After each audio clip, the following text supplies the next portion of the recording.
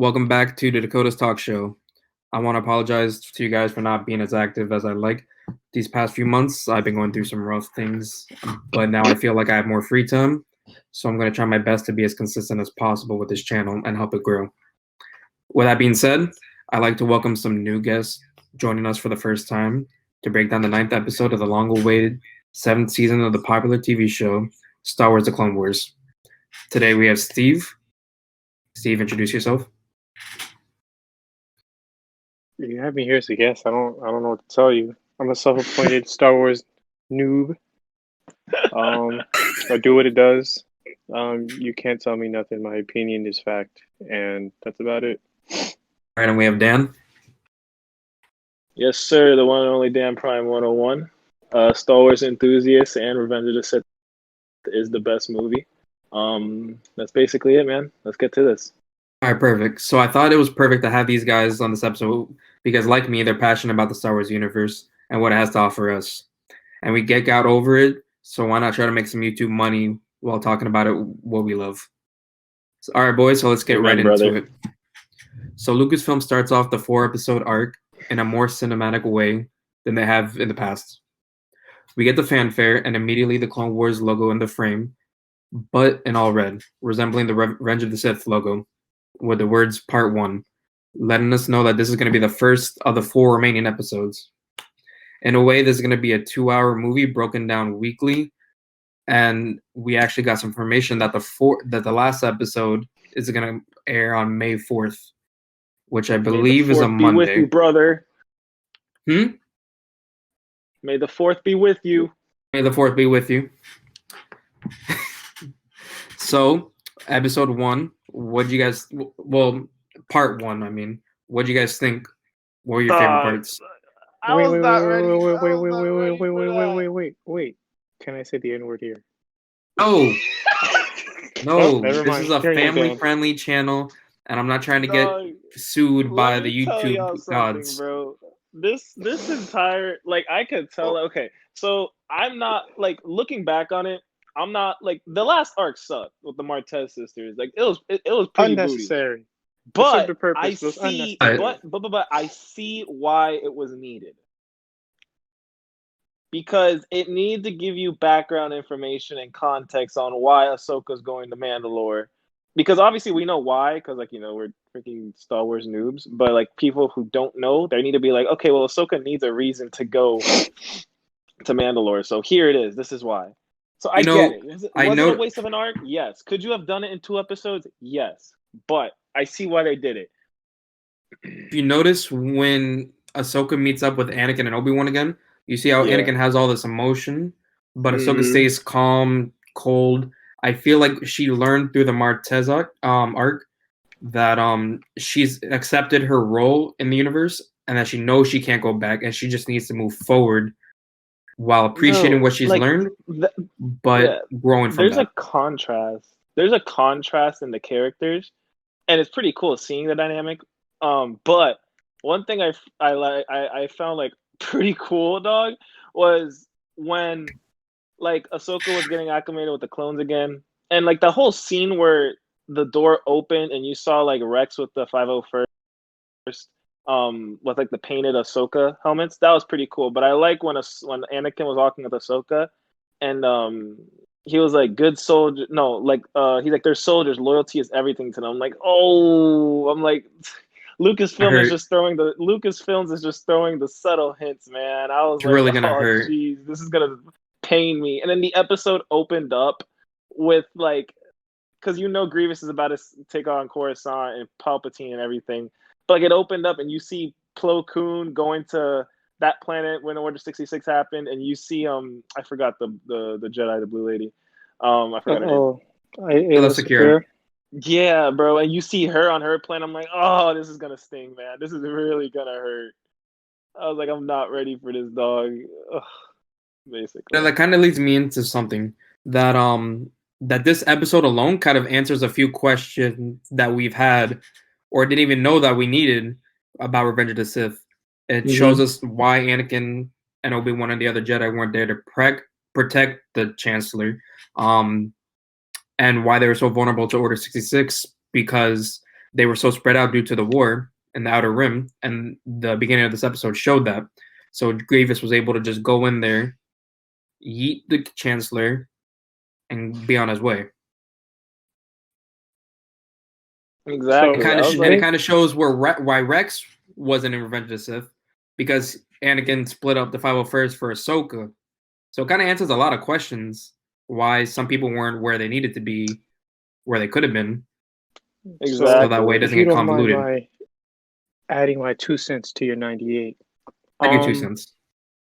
So I want to break this down systematically as I watched everything. So like you said initially, everything started off real cinematically. Like, man, I say that opening battle, gorgeous. Like, I'm not gonna Amazing. Oh my I'm not gonna lie, as the arcs have gone by, like the first arc with the Bad Batch still had that stiff Clone Wars type feel that it's always had, which I don't mind particularly. It always gets smoother when it has to be. The Martez sister arc, like when she was chasing that like defunct construction droid or whatever, that was pretty Mhm. smooth. But for the most part, that arc was pretty stiff as well. But like as soon as this started off, like from the moment I'm like, wait a minute, this looks like a freaking Pixar movie. So that jump was really clean. But two things or a few things I'm starting to note, like aside from what you were saying with like people aren't where they're supposed to be, because as soon as they introduced Ahsoka, I'm like, what the freak? She wasn't in Revenge of the Sith, right? I'm like, how this happened? So like they're starting to answer all these questions now, and it makes sense. Or like, what happened to Rex? I guess we're going to see him take out his inhibitor chip sooner or later, or later because she's technically speaking not a Jedi, so they're not going to like fire upon her. So Yeah. there's all Yeah, but that. we still got to figure out what happened to Rex and why he doesn't have his inhibitors. Yeah, But like I we're said, gonna see sooner or we're later. gonna see Order 66 from Ahsoka's point of view, I believe. So, like I said, sooner or later. So that's cool. The other thing I found interesting, like everyone pointed out, as the episodes pointed out, like the Jedi are spread thin. So obviously Obi-Wan can go deal with what's going on in Mandalore, because like the Chancellor, like everywhere is in trouble. So I don't know why Ahsoka was so butthurt talking about the Mandalorian people need like freak the galaxy needs you. Anyway, um, so one thing I noticed too, Ahsoka and Maul are basically the same character, but on like both sides of the Force, if that makes any sense. Like Maul was rejected by Sidious; he was no longer part of the Sith Order, and he's kind of just rogue, trying to do his own thing, find his own role in the galaxy. Ahsoka left, and kind of the same thing. And so because of that, Outcasted, yeah. I didn't realize that that's why they make such a good matchup. Because at first I thought it was initially kind of random, and now it kind of makes sense. They contrast each other quite well, and somehow Ahsoka's skills have developed in her time. Right? Oh my god. Like I noticed when they were hunting her down in her like as she was leaving after like she was falsely accused and all that stuff. I'm like, okay, she's holding her own. Look at all these clones going after her. They can't touch her. You feel me? But like, all this time without lightsabers, and I'm just like she can handle her own. But like against the Pikes, had she had lightsabers, like that would have been a completely different story, right? That would have been quick But work. here we are now. She like I don't see Obi-Wan doing what she did to like get to the ground. I see Obi-Wan staying on a ship and like making his way there. You feel me? But like she just like skydived and like ship hopped, taking people out all at the same time, and I think that's pretty crazy. Yeah, no, and it shows that she was taught by Anakin. Anakin would Yes, do something like that. exactly. So she's very constructive, really creative. She's adaptable, and that's all pretty dope because you can see how it kind of plays into how she utilizes the force and the things around her. And then my final assessment. So initially, when they introduced Mandalorians and the Death Watch, bro, they look crazy. They look hardcore. They look like brutes. They look like brawlers. I don't like this new style of like Mandalorian Yep. armor and such. I It don't like it. looks, it looks too. Okay. Like I know this isn't about cars, but like my modern day critique about a lot of modern cars, like BMWs in particular, they look too and they don't look German anymore. They look very Asian. That meaning that like they have a lot of curvature. They look too sporty instead of looking more muscular and robust. And that's my critique with these armors. They're starting to like. I'm not gonna lie. I thought a lot of the like Mandalorians that were there were females, and I was like, what's going on? And not saying that obviously it doesn't mean anything. I'm just saying like it doesn't have this aggressive look anymore. If that Oh, makes any sense. The well, I armors just want look to put too. in 2 cents there. Go ahead. Um, it was different when Sabine is it Sabine? Is that her name? Satine. Satine. Yeah, When she was in charge, Duchess, it yeah. was different. Now Darth Maul became the new ruler with his own little puppet as the prime minister or Almec however and they have whatnot. it. Yeah. And it's changed. The colors changed, the look has changed. So kind of like it adapted. But No, I the understand colors what you're make saying. sense. Like if you read the Son of Dathomir book and they explain to you how he like left Sidious's clutches because that's the last time we saw him, and like got back to like his place at the ruling Mandalore and like all the crime syndicates. Like you see that there's Maldalorians they call them, and like even then their armor looks super aggressive. Like it's still the traditional Mandalorian armor. It's just in red colors and they have all horns on the top. And I guess since that book took place, they've changed it more so. Like more so, it's like a color palette, and the armors got more streamlined and they look like those ugly ones that we saw in Rebels. That's just my 2 cents. And then I think we saw what's her face's mom. I don't know her name because I didn't watch Rebels like Sabine? that. Yeah, Sabine's mom. Because they Yeah, her said mother was that. there with Bo-Katan. Yeah, and also somebody else with purple hair was among the Maldalorians. I was like, Easter eggs for characters I don't particularly care for, but I digress. That would also explain, Ahsoka's relation to her. Like, oh, while we're looking for Ezra, I was with your mom on the Siege of Mandalore. Really? TV So, show idea? would I want to see it? It's Ahsoka. Why not? Ahsoka, why not? We're getting a lot of Ahsoka material lately. Because Star Wars is trying to figure out what to do because they've dropped the ball so many times. And they're like, okay, they like this character and this character, let's give them more. So we're getting more Mandalorian, we're getting more Ahsoka, we're going to get more Obi-Wan because that's what we want. So, Do you guys want to do a review for the Rise of Skywalker movie or the Mandalorian show? I'll do the Is that something you guys Mandalorian would be show, but interested in? I'm not watching the Skywalker saga again. I just didn't like. Well, first of all, one thing that's bothering me about the Clone Wars, which I'm pretty sure is bothering everybody else, is how the Mandalorians just openly take off their helmets. Like that is driving me absolutely crazy. Like every time Bo-Katan takes off her helmet, I'm like, oh my god. There's an explanation for that. I know, but like I don't know. Hey, what's the So- explanation?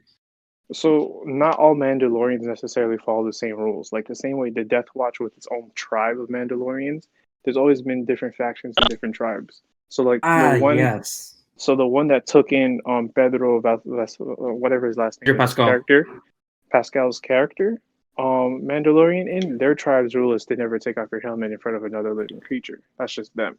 But like other Mandalorians like don't care. Like Like Vizsla was society, it's kind of like society for us. You know, some cultures have different ways of doing their things, how they wear their clothes. It's just like that for the Mandalorians. oh yeah, most definitely. So like They're all okay, Mandalorians, but we'll, different. we'll break it down either like with American culture or like even with music, for example, right? Country and Western music are two different genres apparently. I don't know the distinctions between the two. And then within hip hop, there's East Coast, West Coast, South. Like the South, like Georgia, Atlanta has its own sound. Even Broward, Miami-Dade County have their own sound when it comes to like music and rap and stuff like that. Yeah. So it makes sense as to why different groups of Mandalorians have different rules. And like the one we have the most knowledge of is the Death Watch. And like their masks weren't an issue for them, but they were extremely like bloodthirsty and such. You mentioned earlier about how Obi-Wan decided to take the choice where it saved the I'm whole choking to death. galaxy instead of going to help Bo-Katan and Ahsoka because he was in love with Satine. He mentioned how he wouldn't let his like, emotions his emotions. And exactly. I'm like, oh my god, dog. And you see what's about to happen with Anakin. Yeah, you see it. Like the You see show the is throwing parallel. such subtle hints, like just little hints that are like it just stings. I'm like, oh my god, man. I'm like, are With you those hints, kidding me? I do not think that Dave Filoni is gonna let us down with the last few episodes. So something else I noticed as well, they knew what they were doing since season one, or like that Clone Wars cartoon. Because I remember because Yeah. I got Davinsky to watch it, right? And while he's watching it, he was watching the first like Clone Wars movie back in '08, and Obi-Wan says, "Oh yeah, I gave Anakin a Padawan. Maybe that would help him understand like or deal with this like problem with attachment and like his fear of loss." So like from the jump, they already understood what his issues were because of like his relationship with his mother, and they tried to, in their best way, remedy that. If anything, like Yoda made it worse by giving him a Padawan because that's just more emotion that pushed him towards the dark side. If we could remember the Mortis arc and like when she turned to the like quote unquote dark side, and that whole fiasco. So it didn't really help Anakin's case, but they've been doing a lot of teasing and foreshadowing for quite some time. They freaking the sun, the dark side user, the sun showed Anakin this future, and he saw himself turn into Darth Vader, and like the clouds and like the dark side smoke formed into a Vader helmet in the background. Like they've been doing a lot of that, and I think it's done quite masterfully. They did it very eloquently. And like, I don't know, man, this episode just hit me, especially like just the beginning, like just seeing, oh man, that was just crazy. And I love like the cinematic thing that Dakota brought out, like how cinematic, bro. When Obi-Wan came in at the beginning, just sliced that missile in half, and like you saw like his robes, his Jedi robes, like that's the first time you see Obi-Wan in his Jedi robes, and you're just like, oh my God, it's actually happening. We're all geeking out. We've been geeking out for a while. Now, what about this episode? And to be honest, with the whole season, was there anything that you guys have disliked about what we've seen so far?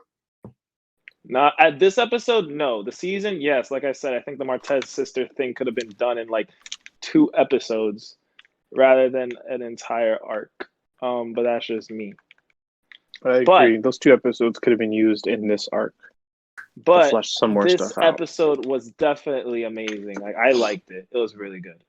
Overall, I could see how they're gonna go into Order 66, and I like didn't I call it? Remember when we were talking about the beginning? Like watch like the last 4 episodes just show you how Palpatine got captured and what happened, what led up to it, and like the season's probably gonna end with like Anakin and Obi-Wan flying out to Grievous, or it'll probably end with Order 66 happening on the Siege of Mandalore. So I found that super cool, and you kind of see, why especially not both? Like when Ahsoka asked Obi-Wan for help, like you see like the contrast. So now you see, okay, well this is why Anakin and Obi-Wan went to Coruscant, because you know Grievous is launching an all-out attack. He catches the Palpatine, blah blah blah. Dooku's there. Dooku dies. So we're in the first part of the 4 episodes arc, and they already left.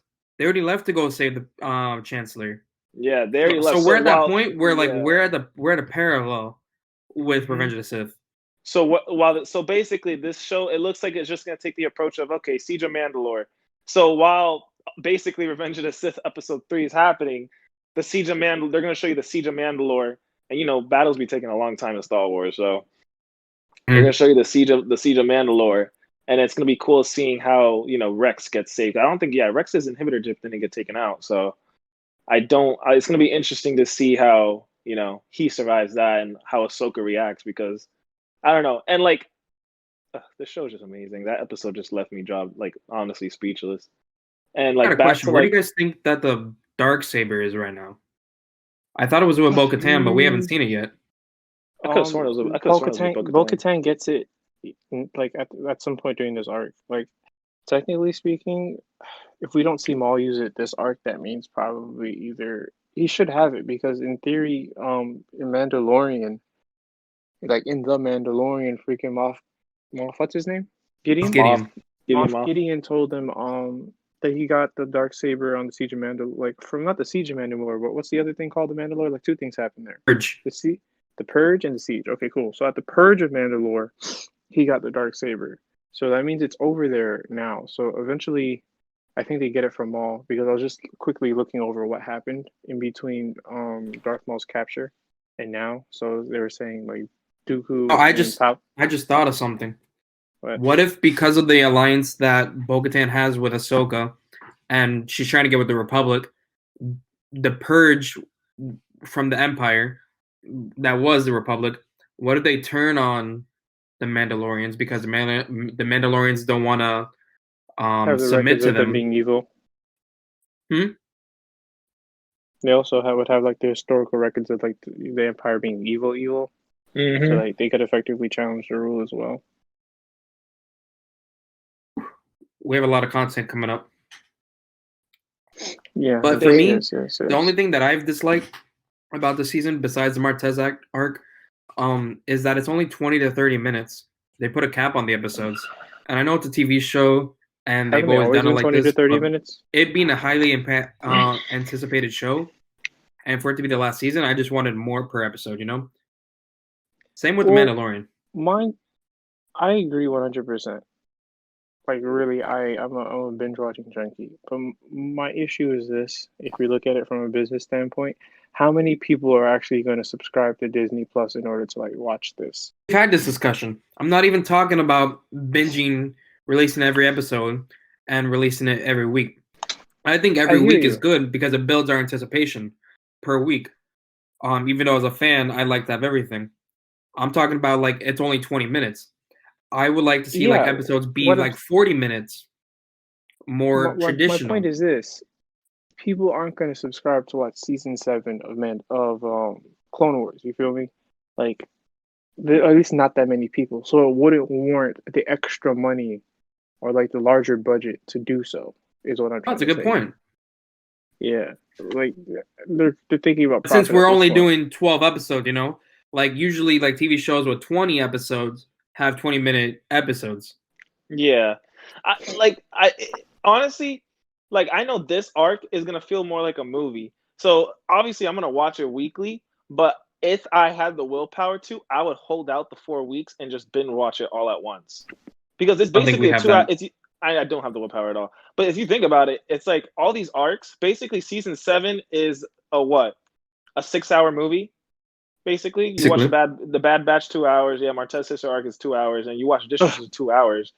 So yeah, I mean, these parts are gonna be is basically just gonna be a movie. Do I like it? No, especially not for the Clone Wars because like this is like the best. Like in my opinion, this is the best piece of Star Wars content that is like literally in existence because this is like Ooh, just the way it shows, bro. Back onto the cinematic topic, man. When Ahsoka was jumping off the ship, right when they were going on to Mandalore, and she literally slashes one of the troopers' jetpacks, rides it to another ship, and then like the moment where she lands on the platform and the ship explodes behind her, like what in the world? Like even the episode 7, 8, 9 did not get anything nearly as cool as that. Nor were the things you can lightsaber do in fights cartoon that relatively. you can't do in live Yeah. action. Bro, they did that in Revenge of the Sith, man. Come on. They just folded with episode 7, 8, and 9. They just started hacking at each other. I saw a YouTube video where they changed the fight with Obi-Wan and Kylo no Darth no no Vader. Kylo Ren and Rey when they were on the Death Star planet. Um and they had a Duel of Fates. Was it Duel of the Fates? No, it was the Battle of the Heroes. And my God, it made the whole battle, whatever it was, the duel, it made it much more enjoyable because it had good music. The thing that music does to a piece of art, Star Wars would not be Star Wars if it didn't have the music. Yeah, if it wasn't for the music, man. Well, like Like George if you Lucas think about created it, yeah, but it would be nothing without John Williams. if you think about all the iconic moments, like when you think of Star Wars, the first thing you think of is the opening credits, the ding, ding, ding, It's the first ding, thing. ding, ding. Yeah, it's the first thing. But then, like you look back on it, you think of Duel of Fates, right? You think of the music when Obi-Wan and Anakin were going against each Battle of other. the Heroes. You think You of got the Imperial March. The yeah. Imperial March. Iconic.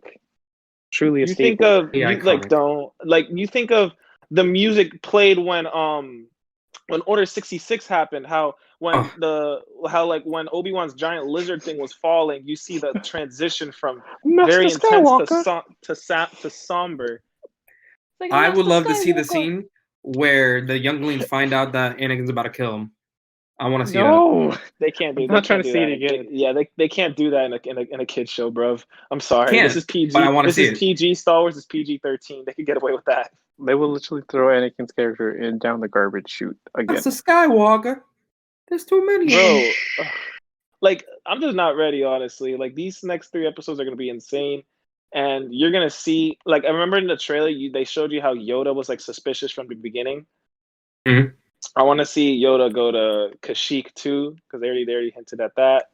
Um, I don't know, and then like just overall, like I feel like they're just going overboard with the troop, like the clone troopers. Like now more than ever, they're emphasizing clone troopers' loyalty. Good soldiers follow orders, and they're showing you like, wow, like yeah, these troopers actually were good. They just literally couldn't help themselves because Palpatine's been planning this the entire time. So like, You guys want to watch? like before this show, people were like, yeah, the clone troopers were bad the entire time. They knew what they was doing. But then like the Clone Wars explained it like, no. Like the clone troopers actually were just following orders. Like they were good. Like in their minds, they were good. They're just soldiers fighting in a war. But then Not only the that, pivoting ships happened. it's not even just about orders. They were under control. There's nothing they could have done about that. They couldn't do At anything. all. Literally, Like, they had no literally- control. Five's like you're removing his chip prematurely, and then you're working Caused them to against go, it. like, He I was want to killing see himself. Rex see his brother's turn on Ahsoka and the Jedi. I want to see that so bad. I feel like. I Do you really think don't Rex think would? they'll turn on Ahsoka. Do you What? no? Do you think Rex would start killing his own? Like if he sees like something's happening, they're killing Ahsoka. Do you think he would just take Ahsoka and run? I really don't think they're gonna fire on Ahsoka because she's no longer a Jedi. Doesn't matter. Because I think you it's a see. technical thing. You think so? I Oh, really do listen. think it's a technical So in the thing. comics, the Vader comics, Vader goes back to Coruscant right after turning into Vader, and with the makeup and everything, like the suit, and the clones are shooting at him because he has a lightsaber. Oh, Now, damn. yes, Jedi aren't the only ones with lightsabers, Yeah. but do the common So you people know think that? like The common people don't know about I the feel Sith or the middle ground and all that. It's usually just a Jedi. So I'll say this much. I like to point out there's always a little bit of inconsistencies with certain things because so many different people have had their hands in the pot over the years. And since this Disney merger, I think they're trying to make things a little bit more uniform. And Of honestly, course. just run everything through Ryan Johnson and what's the other guy's Dave Filoni. And so, but like, yeah, I've seen stuff like that, which confuses me. I've seen the clones like shoot at him like, oh, he's a Jedi, but at the same like, what the heck? He's your Lord Vader. Like they would never dare shoot at Palpatine. He has a lightsaber. So like they just know that. No one knows that Palpatine's a Sith. No one knows right. I understand, but what I'm saying is like clone troopers are there for quite some time, like before they're like weeded out, and then they all die, and then they're just replaced with stormtroopers. So my thing is like you never really see them shoot at like Palpatine or whatever the case is. Anyway, there's just things. Palpatine's the Chancellor still. Just that's what I'm Emperor saying. now. So like they know. So like the fact that some of them didn't know that that's Lord Vader. Like we don't do that. Like, anyway. It's just like from the different content I've read, I've seen the clones react that way. Then I've also seen them not react that way. So it'd be cool. I just want to see like because obviously like when you think of like Clone Wars and you think of troopers, you think of Rex. Like Rex is like the main clone. Like that's like the main. If there was most a famous main clone character, it's gonna be Captain Rex and Cody. We all know what happens to Cody. So it would be cool to see like Rex fight because you know how he always has this conflict, especially with the 501st, where he hates the war because he hates seeing his brothers die. And this, like they showed you that, especially with Fives, and they showed you that. That's another thing. He loves Ahsoka. Everything. He respects her and his Jedi friends, like Anakin. What is he gonna do when his brothers start turning on them? That's what I'm saying. Like it's gonna be such a deep moment. Rex is gonna like have to make a decision. Like he's like something's wrong here. Why are they going against him? And like I could definitely see like him like trying to make this conflict, finding Ahsoka, and Ahsoka's like I have no idea what's happening. Blah blah blah blah blah. And like I feel like Rex is just gonna have to make like a moral decision, be like, do I kill my brothers and do I get out of here, or do I like I just take Ahsoka and we run? Like I don't know. It'd be interesting because we all know Rex lives, but it's just fun. It'd be interesting to see what he has to do in order to do that. Before they didn't know that a season 7 was gonna happen, so they released what was gonna happen at the end. So I know what's gonna happen. I don't know if you guys read that stuff. I almost watched the animatics but I didn't because there's a lot of things that were added and a lot of things that were removed. Yeah. The animatics aren't 100%. But the ending should still be the same. I'm not gonna say for all our many viewers or you guys. But it does lead into the Ahsoka novel and where you find them in Rebels. And I think this is just gonna tie everything in together. All right, and I think that's it. I don't know how long we were on, but we got a good amount of time. And Dan, we got to go do something. But yes, I just want to thank you guys for coming on. We'll probably be back next week if you guys can make it. Yeah, for brother. Next episode. I'm always down to talk about Star Wars, especially these episodes. They're wild. So just let me know. All right, and I'm down. cool. this isn't just a podcast for Star Wars. This is gonna be for like other stuff too. But Ain't no since problem. the current events, this is the only stuff that's out. So that's why we're doing this. But next week, if You you know, guys want, we can sports. have like a watch party. Not actually go to each other's house, but pull up a phone I was about call. to say, bro. Yeah, I'm down. 6 feet apart, we can watch it in our cars. Put a laptop in the middle of the street. This Drive makes it, man. sense. That's genius. All right, so just again, I want to thank Dan and Steve for coming onto the show and helping me out with this. And I want to thank you guys for watching. Thank you for giving me your time. And please stay tuned for more content and have a good day. Yes, sir.